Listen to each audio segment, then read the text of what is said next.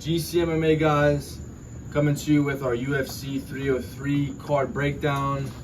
We're sorry we didn't get a recap out for UFC Saudi Arabia. We've been busy this last week. I was out of town last weekend. He was out of town this week.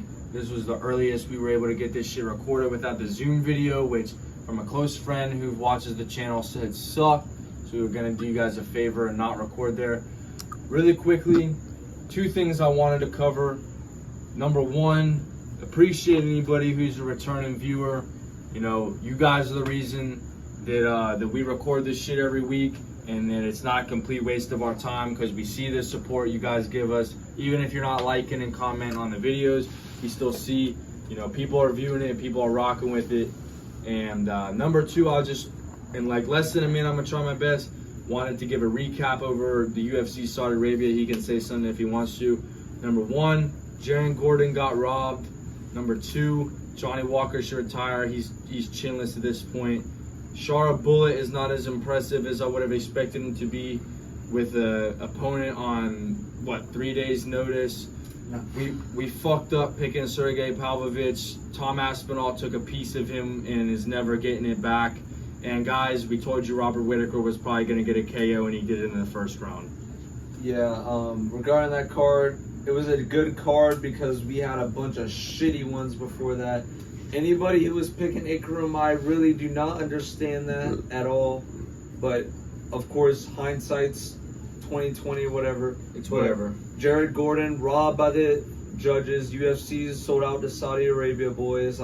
That's a whole nother video to get on, but I mean, like, there's no, and I don't see a world where Nasrat won that fight. I mean, Jared Gordon put on a good performance. It just sucks for him, always getting robbed. Shara Bullet is just a mid-fighter, boys. I hate to say it because I like what he's about and how he fights, but he's not that good of a fighter. Anton Tricoli was looking decent up until he just gassed out and forgot how to fight and got fucked up. And Bobby Knuckles ran that shit against Ikram. We called it. I literally said it on the channel. This is probably we're going to see the Robert Whittaker knockout. We haven't seen it in a long time, but he showed us there's levels to this game, and he's still here to fight in this fucking division. But on to UFC 303. This card is a little fucking ridiculous. It was supposed to be McGregor Chandler. It got all switched around. It was supposed to be Olberg Smith. Olberg dropped out. Fucking Anthony Smith. We'll get to that. But like, fuck. Anyway, first fight on the card, we've got Ricky Simón versus Vinicius Oliveira. And I'm taking Vinicius Oliveira. This is a little get back revenge tour because one of our first videos on the channel, we picked Ricky Simón to beat Mario Batista, put him in a parlay, fucking gassed him up on the channel, gassed up the parlay, and he let us down, boys. He let us down against Mario Batista, and I have no reason to think that he's gonna beat Vinicius Oliveira. He's on a 2-fight losing. Ricky Simón's on a 2-fight skid. Vinicius Oliveira coming off a crazy knee KO of Sapaj or whatever that guy's name was. And I just don't see Ricky Simón being able to stay away from the danger Vinicius Oliveira like poses in this fight. Guys, I'm going to go Vinicius Oliveira as well. I could really care less how big of an underdog he is. My beef with Ricky Simón still resides in the fact that he's just some short, smart ass. Like, he's a fucking smart ass, guys. He was talking big game before fighting Mario Batista. If Sean O'Malley can become the champion, anything's possible. And then you lose a decision to Mario Batista, who was outside of the rankings. I'm not taking anything away from Batista. He proved that he belongs in the top 15. He's actually a lot better than I initially gave him credit for. But guys, I could fit Ricky Simón in a fucking lunchbox. He's 5'5". I'm not taking him to beat Vinicius Oliveira, who has good ground game. He's Brazilian. What do you think, that Ricky Simón's going to submit him? Yeah. Not fucking happening. His short, bulky Samoan ass is not going to do anything in this fight. I was sold on Ricky Simón, and I bought into the hype before. I'm not making my mistake twice. Ricky Simón, I don't care if it was 6 months ago that you cost me that parlay. I still don't fuck with you, and I'm never picking you again. that could be questionable reasoning if you guys want to call it that, but guys, I just think Vinicius Oliveira, they're wanting to build this guy up. Yeah. There's a reason he has one fight in the UFC and they're giving him Ricky Simone. Let's call it that. It's not so that Ricky Simone can get a bounce back. They're done with Ricky Simone. They already gave him a main event, already gave him Mario Batista. UFC, it's long gone with Ricky Simone. Yeah, Ricky Simone is going to try to take him down, but we can't. Vinicius Oliveira has dangerous. He can KO you from anything. Like, this guy has. He can pull out anything from his sleeve, any move to take you out. And Ricky Simone can try his takedowns and eat a knee to the fucking chin and get KO'd, boys. That's honestly how I see this shit going. And I love that Vinicius Oliveira is at plus money, boys. Put him in your parlays, and don't let him go away with this. Like, this is plus money. This is free money. Lock it in. The next fight is Carlos Hernandez versus Ray Tazura. We're going Carlos Hernandez. I could give a shit if he's a 3.5 underdog or whatever. We're not going to even talk too much about this fight, guys. Don't bet on this. Don't count it against our record if we lose this. I'm just giving a brief. We're not fucking with whoever the fuck the Asian guy is. It's hard for me to look at two fighters and then see one guy who's some guy from Japan who looks like a lesbian, and some guy he's had a few fights in the UFC, won some, lose some, but he's showed that he's not a shitty fighter. He's just like an alright fighter, versus some guy who's been fighting cans his whole career. A minus 500 favorite, guys. Take that and shove it up your butt. Yeah, like, come on with these Asian guys fighting cans and then coming to the UFC and then losing. Like, this is what I see happening. Jekka Sergi. Yeah, we got guys getting submitted by Weston Wilson. It's just come on. On to the next fight. On to the next fight. We got Andre Arlovski versus Martin Buday. And guys, like, you can't pick Andre Arlovski anymore. This guy's like 62 at this point. He's 45. This guy's got a 401k he's about to be able to pull out from the fucking UFC. He's got grandkids to worry about and shit. He has no business being in the octagon. Martin Buday is not in no means a good fighter. He's fat. He's a fat flop. He's a fat blob, but he's gonna fat fuck. He's gonna get this shit done, boys. Andre Arlovski honestly should have retired a couple fights ago at least. I don't know how he's still in the UFC just collecting paychecks, but Martin Buday is gonna fuck him up. Martin Buday has actually much higher finishing potential for this fight than Andre Arlovski. Andre Arlovski got knocked out by Dontel Mays. Dude, holy shit! Dontel Mays looks like somebody's PE coach in high school, and he's knocking out Andre Arlovski. Like, don't get me wrong, Andre Arlovski has done a lot in the sport. Like, he's been around, he's a veteran, but his time has come and gone. As time has come and gone, and he's still in this bitch fighting. I don't know how, but this might be one of his last fights, boys. On to the next. There's a women's fight. We're going to skip that. We've got Peyton Talbot versus Giannis Gamori. And what I will say is, GCMMA, we can come out here in the video and say Peyton Talbot's a lock of the card, but that would be like stealing candy from a damn baby. Like, we're not gonna give him minus 2,000s as a lock. Yeah, we're not gonna give that guy out as a lock. Obviously, he's about to kick this guy's ass. Giannis Gamori got in his last fight, got KO'd by, and he's French, by William Gomez, who we've been on this channel. And Peyton Talbot, I've been saying this guy is a prospect before the Cameron Simon fight. Yeah, he was. Like, I've been saying this guy is raw, and he is a little zesty. I will say that he's definitely zesty, one of the zestiest fighters in the UFC. But he's raw for some reason. Like, this guy is dangerous with the striking. He'll fuck you up in the first round, and then you don't know what to do after that. Like, you're already taking a lot of damage, and you just get finished by this guy. And Giannis Gamori is fucked, boys. Like, this guy is just some French guy who's been fighting cans his whole career. The second he comes to the UFC, fights William Gomez, who sucks and is getting KO'd. This guy does not have a shot.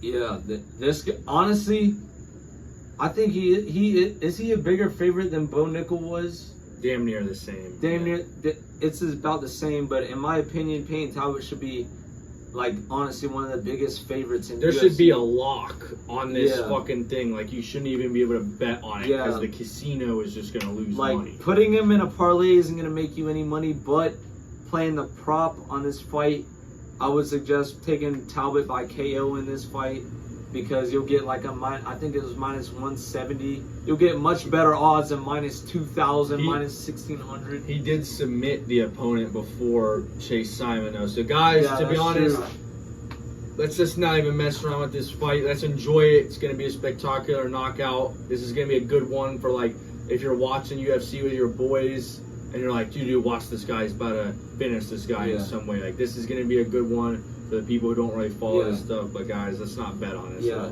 His last fight, he fucked up Cameron Simon, and I would pick Cameron Simon to destroy this guy.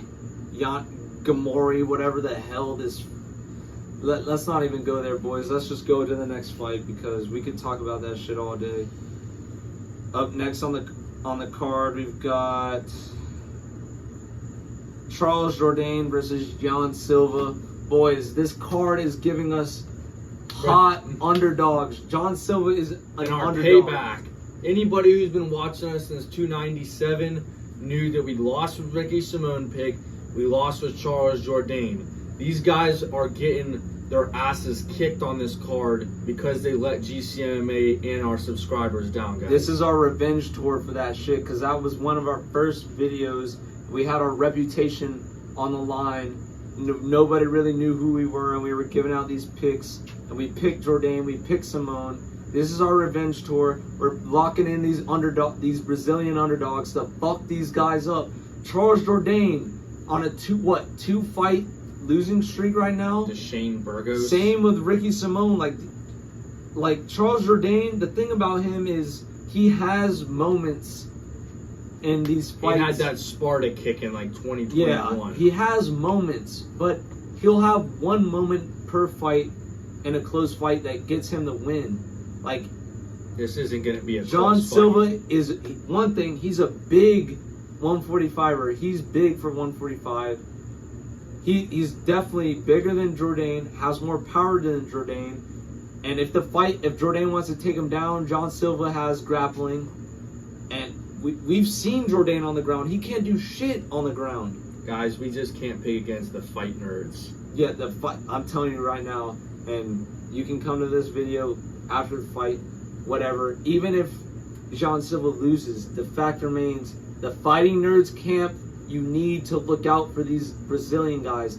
This camp is dangerous. They have a lot of deadly fighters on that team, and I don't see myself fading any of that team anytime soon, unless it's like an obvious, like, hot, if they give him like a top 10, top 5 guy. Like, Jan Silva's obviously not ready for that, but a guy like Charles Jourdain poses, he's not finishing Jan Silva. He's not. He might get away with some decision, but that's not going to happen because he won't see the judges. Jan Silva's going to knock his ass out, and we're going to be celebrating because we just fucking won money off these Brazilian underdogs. I don't know what the odds makers are thinking on this card. There's 3 hot underdogs on this card. Vinicius Oliveira, Jan Silva, and we're going to get to the third. But those two, like, boys, do not, like, miss this opportunity. You don't always get this opportunity to get these underdogs who are hot and going to win the fight. Capitalize on this. Take Jan Silva in this one. Put him in your parlays. And that's, dude, are you down to give him out as a lock, bro? Jan Silva's a lock of the card. Jan Silva's a fucking lock of the card, boys. All right, boys. Next fight, Andre Fili and Cub Swanson. Guys, I feel like Andre Fili is another lock of this card. I mean, no disrespect to Cub Swanson. He was an absolute legend. This isn't one of those guys like Arlovsky that we want to take anything away from. He's been there. He's like done his thing.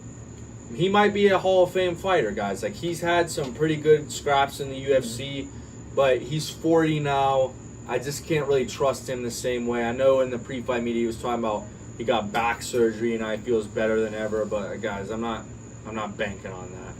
Yeah, like, this guy, he's 40, got back surgery, and don't get me wrong, like, Andre Fili, he's definitely gone rogue plenty of times in the UFC, but I just gotta pick him because he's got power. But he's got power to finish the fight. Cub Swanson, definitely a legend of the sport. We're not taking anything away from him, but I just gotta pick Andre Fili in this. Like, I'm not confident in picking Cub Swanson to win this fight. He's got faster hands, more power. Like, guys, this will be a good fight. I will say this. This will be one of the better fights on the card. Cub is leaving it all on the line. Yeah. Both of these guys, they know that if they lose this, they won't, like, they might possibly, I won't say they won't get cut, but it won't leave them in a good position in the UFC. Like, these guys know they need to win this, and I just have more faith in Andre Fili to win this fight than Cub Swanson. Agreed. All right, guys, Joe Pyfer versus Marc-Andre Barriault. I know, guys, we picked Joe Pyfer. For anyone who saw that video, I think that video got like 10 views, so probably nobody. But, guys, Joe Pyfer got fraud checked by a top 10 opponent. The power bar is not a top 10 opponent. This guy can say whatever he wants in the pre-fight media. He's got power and all this, guys. Joe Pyfer's finishing him on Saturday. Yeah, we definitely, I will admit, we kind of capped on Jack Hermansson. Like, Jack Hermansson is definitely a better fighter than Barriault, boys. Barriault, I never rated him. Because he finished the Cuban Missile Crisis. Yeah. Whoop-de-doo! Like, the Cuban fucking Missile Crisis. Whatever the hell that guy is, like, Marc-Andre Barriault, he's one of those guys who comes forward, throws a bunch of shit, but has no power. And he's going to come forward. He's already talking shit about Joe Pyfer in the lead up to this fight. And I just feel like Marc-Andre Barriault's going to come forward throwing shit and then get caught right on the chin and get KO'd.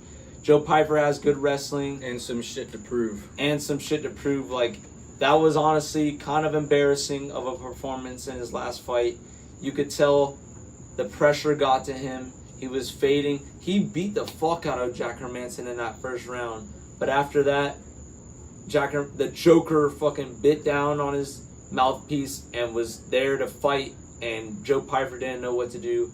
But this is a different level of opponent in a bad way, boys. Barriault is fucked, and Joe Pyfer is going to get the KO, boys. Add Joe Pyfer to your parlays. It's a pretty safe pick here. That's really it, boys. Like, I don't really know what else to say. If you guys are picking Barriault, comment down below and your reasoning. Like, I'm open to any opinions. Like, I'm open to hear whatever anybody has to say. And don't say it's because you're Canadian, because he let you down on the Canada. He let you down in his home country. Oh God. MVP versus Ian Gary, and guys, MVP is another lock of this card. Ian Gary's talking a bunch of shit. We don't even need to speak on everything everybody knows about him. He's a cuck. Took his wife's last name. His wife's ex-husband is his nutritionist. I know we picked against him with Jeff Neal, but MVP has got much better striking, and I just think that this is going to be a striker's match, and I've definitely got to take MVP, especially after his performance at Kevin Holland. And I feel like a lot of people are seeing MVP's age, the 37 number, and then people are going Ian Gary's way. That's why Ian Gary's a favorite. Always bet on black. But MVP has a speed advantage. He's one of those guys where, like, if you try to strike with somebody like MVP in point fighting, like, this guy will edge a decision. He's fast. He's long. Ian Gary's not used to fighting people that are taller than him, has longer reach than him, faster than him, and I can see MVP knocking his ass out, boys, because, like, Ian Gary in his debut, he got rocked. He got rocked bad, but And then the next fight, he got dropped by Song Kanan. like if people like that are dropping him, how are we supposed to believe that Ian MVP Gary is won't do not. that? Ian Gary is not as tough as Kevin Holland. Yeah, Kevin Holland is a tough motherfucker, and I know a lot of people talk shit about Kevin Holland, but I honestly like don't see him as like a shitty fighter. He's definitely a decent fighter. He's durable as fuck. He was almost KO'd by MVP, and that tells me a lot that somebody like Kevin Holland was almost like MVP was literally he fucking rocked Kevin Holland bad. He held him up. Kevin Holland would have fell on the mat face first, but he held him up to keep throwing shit at him, and then he was doing the fucking like running that, boys. Like MVP, he might be 37, but he doesn't fight like he's 37, boys. He's here to make a statement. He joined the UFC, and he's gonna put on a show for us, and the whole community will be celebrating when Ian Gary's face down on the mat, knock the fuck out, boys. That's just what it is. And MVP, we're riding with you, bro. Don't let us down. Win this fight, get the KO, and hopefully, I want to see MVP Wonderboy after this because I feel like they have a similar fighting style. Wonderboy, you know, he's old, but like it'll be definitely a good fight. And Ian Gary, your time in the UFC as undefeated is coming to an end. That O must go. That O must go, boys, and it will, with flying colors in this upcoming fight. Guys, next fight, Anthony Smith and Roman Dolidze. I get it. Roman Dolidze is a favorite. Not sure why. He lost to Mavov, Vettori. Guys, he's knocked out Phil Hawes and Kyle Dawkins. I'm not trusting Those him are going. layups. I'm not trusting him going up a weight class. Oh, and Jack Hermanson, which whatever. But he's going up a weight class, guys. I was trying to pick Anthony Smith against Vitor Petrino.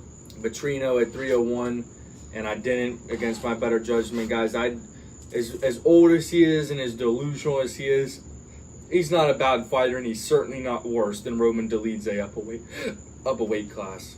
I personally have talked probably the most shit about between the two of us about Anthony Smith, and I'm picking him in this fight, which it sounds crazy to me to even think about as I'm saying this, but I just have no reason to pick Roman Dolidze, who wasn't even on this card like a week and a half ago. Anthony Smith pulled up short notice to fight Olberg, and if this was that fight, we would have been definitely picking Olberg, but Roman Dolidze is not Carlos Olberg. He has a bunch of holes in his striking game. He's good on the ground, I will say that. But so is Anthony Smith. So is Anthony Smith. I can trust Anthony Smith to stuff the takedowns, keep it on the feet, and just, drag out the fight and get the win. Roman Dolidze, I never have rated as a good fighter. His last fight with Imavov, he got fucked up.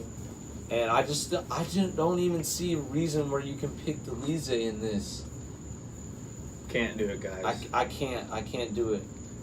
Co-main event, we've got Diego Lopez and Brian Ortega. Guys, you must be out of your damn mind if you're going Brian Ortega in this.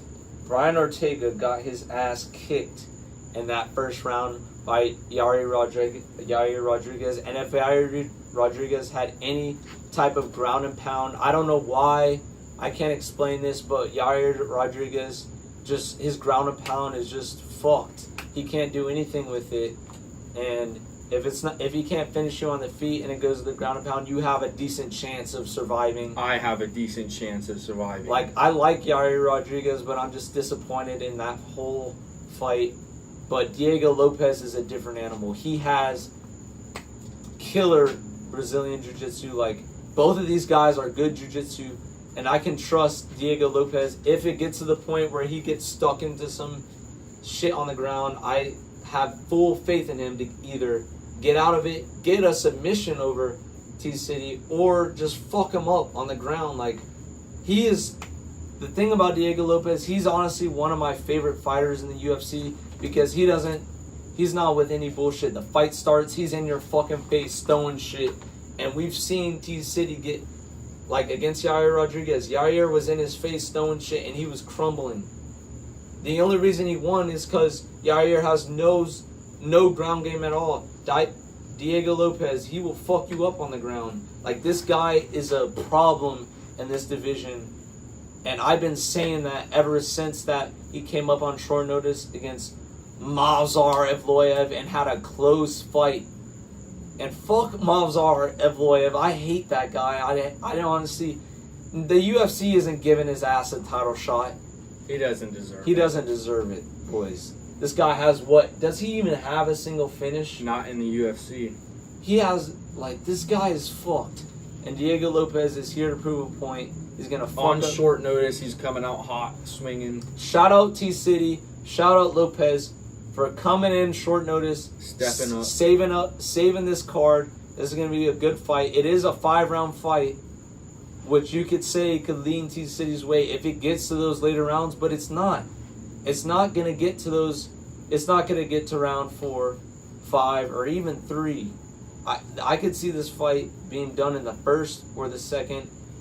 And our boy, we've been saying on the channel, Diego Lopez is our lock on every card he's in, and I have him as a lock in this, boys. Agreed. Guys, on to the main event, Prochazka and Pereira.